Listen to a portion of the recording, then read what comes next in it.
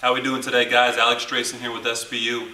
Today we're going to talk about catching mechanics. Okay, we've talked a lot in the past about throwing mechanics for a quarterback. We talk about their sequence or what mechanics they got to do to make sure the ball is being thrown on time and all that. But we don't really talk about it for receivers as much. That's what we're going to do today.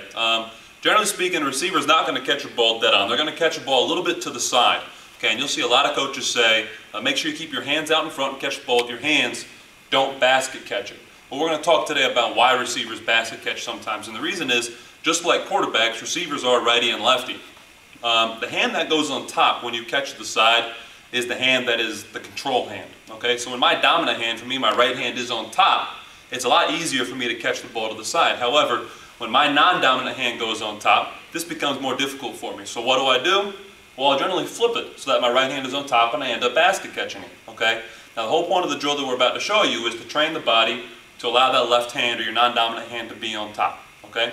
So for this drill, all you're going to need is a tennis ball, the cross ball, something's going to bounce off. I prefer the cross ball because it's got a little more weight, simulates the football a little bit better. You just need a wall to bounce it off of. Don't use a wood wall at home, your mom's going to get pissed off.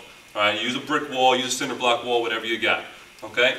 Take the ball, get a nice athletic stance, and all you're going to do is just bounce it on the floor, bounce it off the wall, and catch it with your lead hand. Now, when you catch it, make sure you don't scoop your hand underneath it, which is what you'll see a lot of young kids do to start, okay? Make sure your hand gets on top of the ball and you try to use as much of your finger as possible. Try not to let it hit your palm.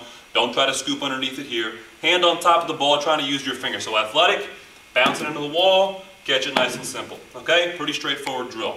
As you start to become a little more proficient at it, you should really focus on two things. The first thing is to make sure that you're keeping your elbow up, okay? I want to keep that elbow up. I don't want to let it dip down, and the reason is the more surface area we show to the ball, the better chance we have of making the proper contact with the ball instead of a glancing blow. If I were to catch a football like this, it's likely that the nose could hit the end of my hand or the edge of something, and I would have a little bit of trouble catching it.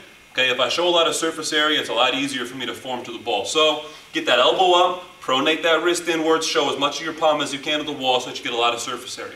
The second thing is, try to catch that ball out as far in front as possible. Don't let that ball get back into your body, because this right here is a difficult catch. Try to get that ball out as far as front as possible. Okay? There's a real simple drill to help you train your non-dominant hand to do a better job coming on top. Thanks for checking in with SPU. Be sure to check out our website at SportPerformanceU.com.